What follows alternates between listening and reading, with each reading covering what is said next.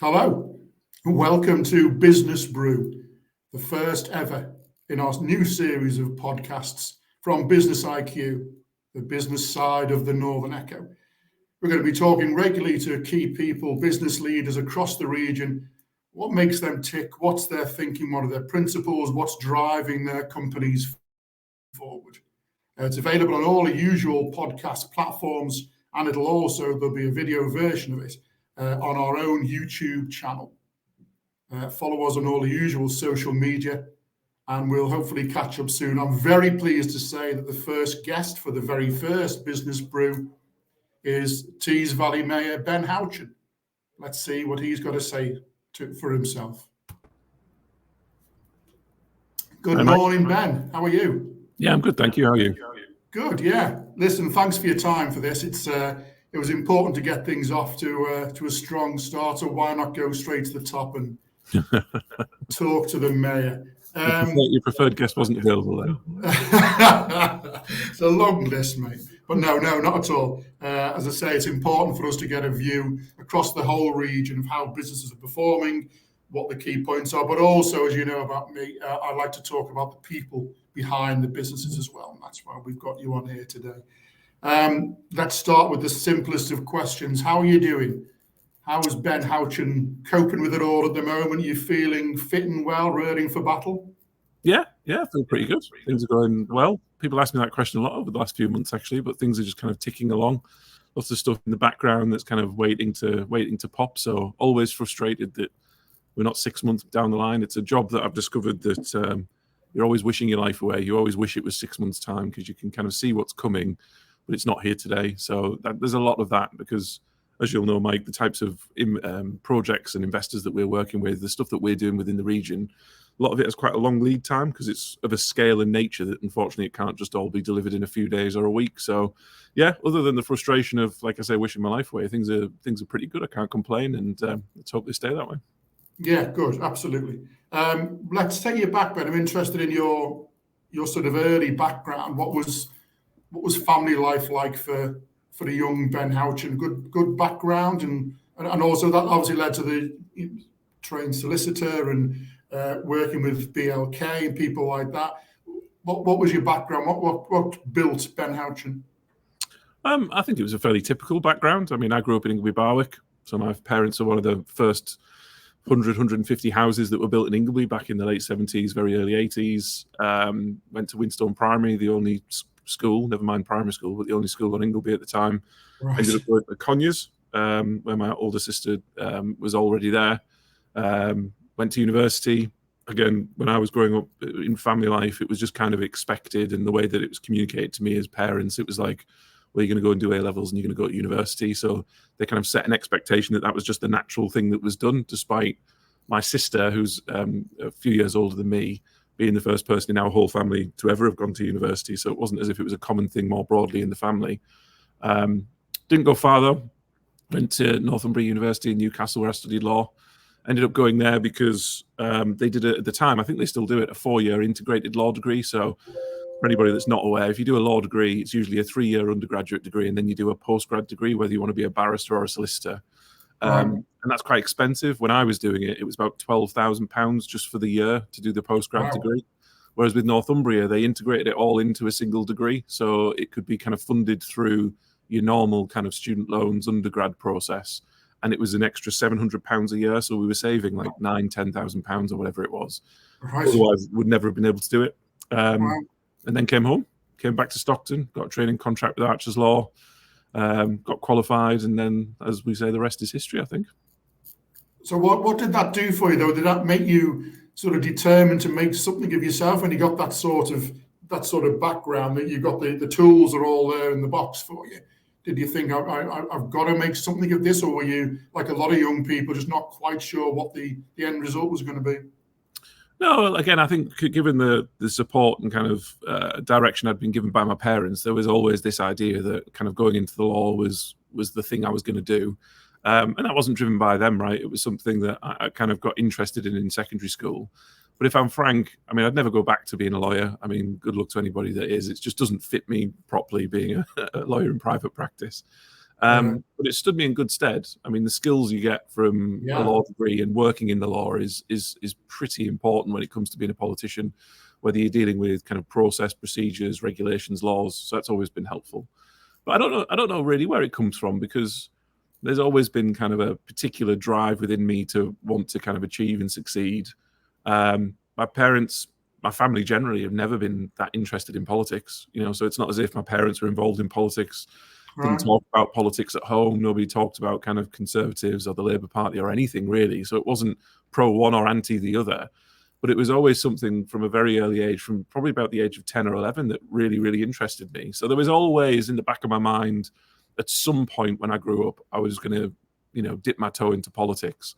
But again, coming from a pretty kind of decent, normal family, as you probably had in your household, as most households do, nobody likes politicians. Nobody trusts a politician. No politicians ever had a real job, and that was something that stuck with me. So even though I knew I'd be interested in politics, it was always in my mind that I needed to go and get some worldly experience and go and get a real job for a period of time before getting involved. And to be fair, getting involved in politics happened much sooner than I expected, right? I mean, I wasn't supposed to win in 2017, and so kind of all happened by accident, and certainly years ahead of where I thought I'd be getting involved. But that's life, and you've got to just deal with what's put in front of you. Yeah. And it's a daft old question for someone like you, but do you still get that drive? You still get up and you think, I really want to do something with this. And it must, after a while, there must be some sort of a balance between, you get a lot of stick, you get a lot of social media stick, a lot of people just instantly politically are sort of set against you. Does that matter? Do you care? Well, yeah, absolutely still have the drive. If I didn't have the drive, I wouldn't be doing it, right? If I didn't have the drive, I wouldn't be standing for re-election again in May. But, what I find is the more successful you are, the more people want to kind of tear you down, particularly in politics with political opponents.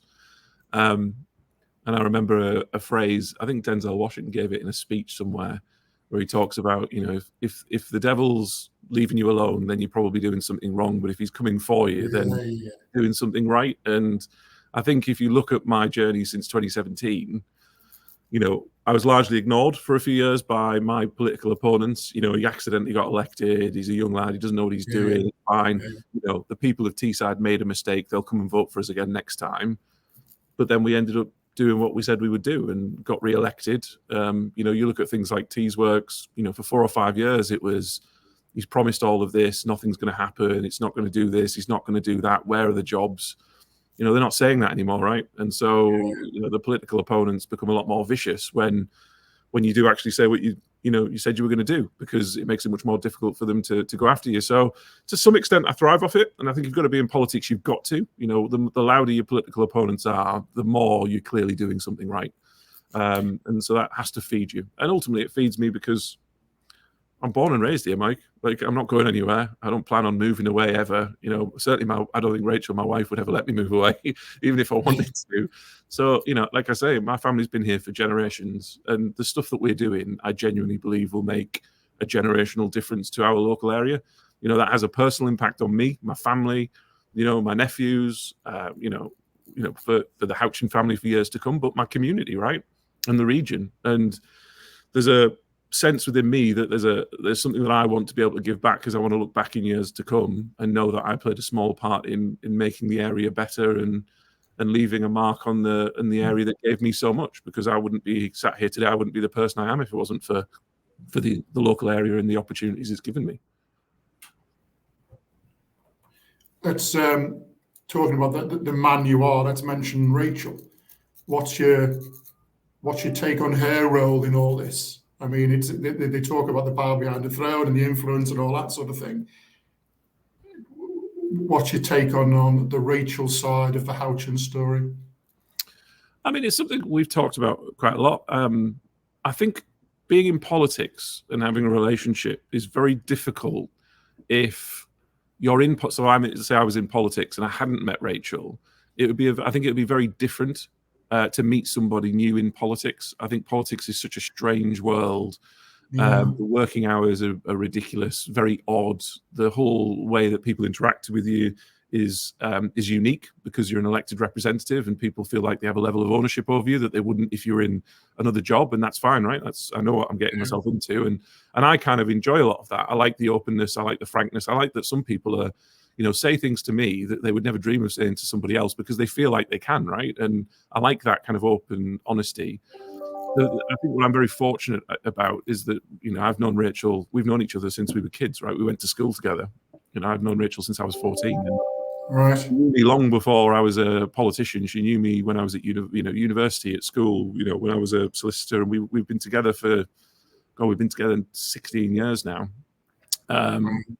And so she's been on that journey with me. And so she's actually grown into it as much as I have, really. And she's coped with it incredibly well. And I'm not just saying this because you're recording it and she might see it, but I could not do this job if it wasn't for the support that Rachel gives me. I mean, what people don't see is just how all-encompassing this job is if you do it properly. And for Rachel to be as supportive as she is, to make a lot of sacrifices that she has made over years to be able to support me in what I do and do it in a way that is completely unresentful, is completely loving and supportive. I mean, like I say, I would not be sat here today if I didn't have somebody like Rachel, because I don't think you can do it alone, and you can't do it well alone, but you also can't do it with somebody who isn't completely all in with you. So yeah, I owe everything to Rachel and always will, but that also makes me the person I am, and it adds a lot of value and it helps me do what I do. So yeah, I think couldn't say many more positive things about Rachel, to be honest.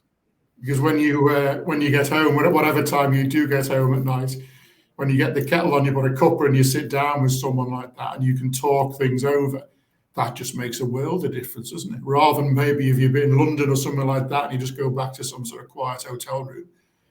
If you got someone like that you can talk to and understands what makes Ben Houchen tick and what he's thinking, what he's going through, it makes a world of difference, doesn't it? It does, and there's always a balance as well, because the job is so intense and it's all-consuming. So it's not just kind of working hours. It's from the second you wake up to the second you go to sleep at night. It's a job that can consume you, and it can then turn you into that person that everybody hates, which is kind of that political bubble type person who can't see the wood for the trees. Yeah. And again, one of the benefits of Rachel is that, Rachel is much more intelligent than I, so understand what's going on. She gets involved. But she's also not really that interested in politics. Like, she's not a political animal. I mean, like I said, I didn't meet her through politics. I met her at school. And so when I do go home after a long day and it has been stressful or it's been quite intense or we've been doing whatever we've been doing, sitting down and her saying she wants to watch Coronation Street and, she wants to talk about, what's been going on in her day and what's happening with her family and normal, it sounds ridiculous, but like normal things. Yeah. It's very grounding, it's very balancing, and she makes sure that I never get ahead of myself and my head never gets too big. And she, helps me realize that the world is a much bigger place than politics, and that's a really healthy thing. And again, that's something I wouldn't have if she didn't give me that perspective. That's talking about I meant to mention this earlier on, the opposition side of things. It was a really simple question. Why don't you just stay off Twitter? That side of you where somebody, I get it to a very tiny extent as a journalist. Sometimes people pop on and say, what a load of rubbish, I know what you're talking about, nonsense. But it seems to be something in your makeup that you can't just not. Your comms guys must be turning somersaults sometimes. Because you just say, look, just don't say anything. Just carry on with your work and let them have their conversation. But there's something in you, isn't there, that just can't let someone say something that you don't like. The social media strategy is a really interesting one, Mike. So firstly, let me just put this out as a disclaimer. Nobody does my social media for me. It's kind of like it seems to be like a thing that goes around that people just assume that I've got this kind of comms team. And it's certainly something perpetuated by my opponents. They think that there's some sort of machine. I can guarantee you the only person that does anything on my social media is me, and it's through this phone. And that I think comes with a major positive in that it becomes genuinely authentic. You can tell, and I can certainly tell, when there is a media person or a corporate person who's posting on behalf of somebody else, particularly when you know that person. You've seen them in videos, you've seen them on a stage, you've seen them in kind of real life, because people can smell BS. They can smell authenticity, and so they can see that it's not authentic. And being authentic as a politician, sadly, not enough of us are. And so when you are authentic and you say it as it is, that's a very powerful thing to people. And it's something, in my personality, I'm a very straightforward person. So I like to think that when people ask me a question, I answer it. People might not like the answer, but I'll give you an answer, which again is a rare thing in politics. The politicians never answer the question. I get the opposite problem, which is when I answer the question, people don't like the answer. And it's like, well, okay, that's fine, but you can take it or leave it. I think the next stage is, you talk about Twitter. Twitter for me is a communications tool. I don't interact. If you look, actually very rarely, unless I've had a really bad day and somebody's really irritated me and I just can't help but pick up my phone or react to something, which to be fair is pretty rare, but it does happen. You'll see that I never interact with anybody on Twitter, because Twitter is an absolute cesspit. It's horrible. It is the worst form of social media. I mean, all social media actually I don't think is good for people, but it is the worst form of social media. And so you'll see that when I go on Twitter, it's a projection tool. So we're putting out I put out communications. We'll post what we're doing, we'll post videos, but you'll see I'll never interact with people. Like I say, there might be exceptions, but extremely rarely. Never interact with Twitter, because again, it is just a horrible, horrible place. The other reason I don't do it is all of the people that really dislike me for my politics get completely incensed and seem to spend all of their days on Twitter replying or just putting nonsense out into the ether. And I think, well, good on you, because I'm not on there. I'm not listening to it. You waste your time, you waste your hours posting, and I'll get on and do the job, right? And in a couple of months' time, I'll be delivering stuff that actually matters to people, and you'll have sent 1,000 tweets that nobody cares about. The more important social media are the other ones. LinkedIn, surprisingly, I think a lot of people would say for politics can be very powerful. And it's something we've harnessed over the last 5 or 6 years to great effect. And people I know come up to me and say that they haven't seen anything I've said on Twitter, sometimes not even on Facebook. But, lots of people do come up and say, I'll follow you on LinkedIn. I see what's going on. It's really great what's happening. That's been a really positive surprise. That's a very different place. But again, the biggest one for us is Facebook. People underestimate it, but, the voting demographic is on Facebook.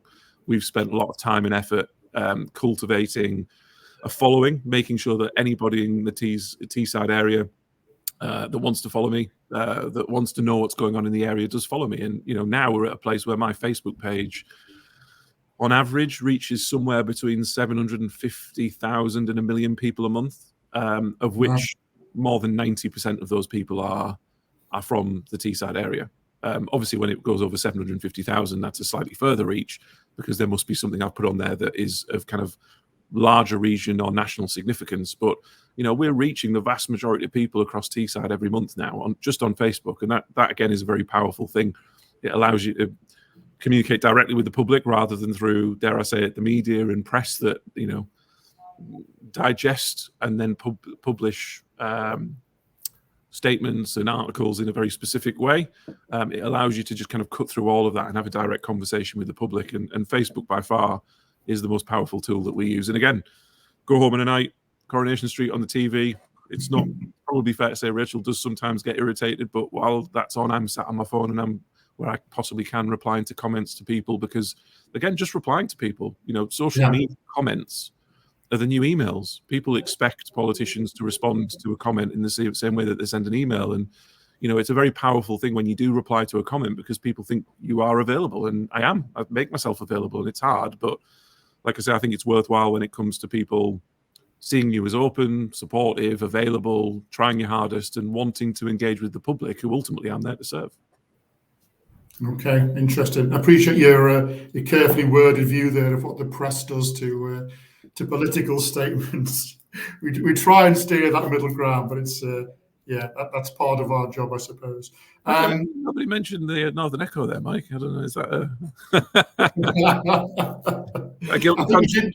It's interesting. I see my job as being, I promote the region as you do. And, there are plenty of people in the media, and quite right too, who will call to question certain situations and say, what the heck is going on here? That just seems completely wrong. I think my side of it is more to amplify the business voice. So that's my general approach. I want to hear, what do you think about the business region? And then I'll tell a lot of people what you think. That's fairly straightforward mission. Lord Ben Houchen, how does that feel? It still seems a strange thing to me, just because I know you relatively well. We've met quite a few times now, and we can have sort of chats. But then now suddenly you're a lord. Is there a good thing? Let's make a straightforward question. Good thing or bad thing? Deciding to accept being a lord. I mean, my ego is not big enough to think that when that was offered that I could reject it, and at some point in the future it might be offered again, right? I mean, if anybody came to you with such an offer, which I think is a great honor of the work that not the work that I've just done, but that we've done as a team and what is happening in the region, it's something that I wouldn't be so egotistical to think that I could turn down, and something better would come along in the future. So there's an element of that how do you reject something like that? I do think it is bigger than me. I mean, that comes forward because of the work that we've done across Teesside. So I also feel very humble and also very aware that I'm somebody who has been given something that is very precious and prestigious, but actually it's much greater than me. Like I say, there are lots of people in my organization. There's lots of people I work with on a day-to-day basis that have done incredible things that have led us to where we are, but it just so happens that I'm kind of the figurehead of that organization. And so it's an awkward thing as a politician anyway to do, where you've got such a good team. It's always my face on the photo or in the video or cutting a ribbon or whatever it might be. But being aware that it's, you can't do this again. I talked about Rachel. I can't do this job without the fantastic team that I've got. And there is a very unique set of people who are equally as passionate and want to see things get done in the region than I do. So there's that element to it. But also I think politically it's a very positive thing in that it gives me an extra string to my bow, right? It allows us to be able to continue to deliver what we do. I can continue to pressure government for more money, for more projects. But it also gives me a voice in Parliament where if I need to, I can go down to Parliament, I can stand there and I can make sure that the Teesside voice is heard directly in Parliament. And I think there are some MPs that do that. I think there are some MPs that definitely don't do that. But the benefit of this is now I no longer have to rely on them to do it. I can do it myself. So I think it's another thing that will definitely benefit the region because I'll be using it to benefit the region, and that's my priority. But I mean, the title and the name and all that kind of stuff definitely feels very awkward. I am just Ben. I prefer the title of mayor than I do of lord. But I do think having that as a role can be a very powerful thing if used properly. So yeah, lots of different reasons why I thought it was why I accepted it. But yeah, equally to you, Mike, it does still ring and sound very strange when people say it. Yeah. Have we had forgive me for not knowing this, have we had the maiden speech yet? Have you spoken there yet? No, maiden speech is on the 8th of November, so very, very soon. So the state opening of Parliament by the King, which will be his first, obviously, as King, is on the 7th.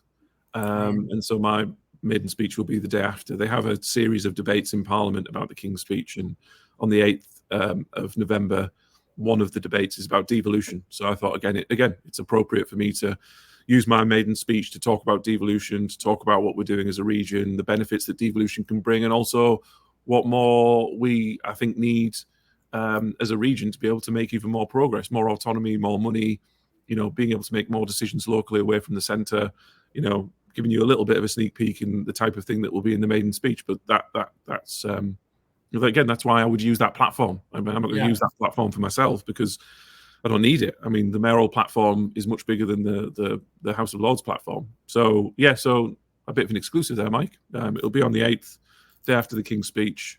And any pointers, let me know. I haven't written it yet. Thought about what I might say. Yeah, so, forward the speech to me, and I'll have a little look through. Well, the thing is, as you know, Mike, I don't write speeches. Often, I don't write anything, and I just talk.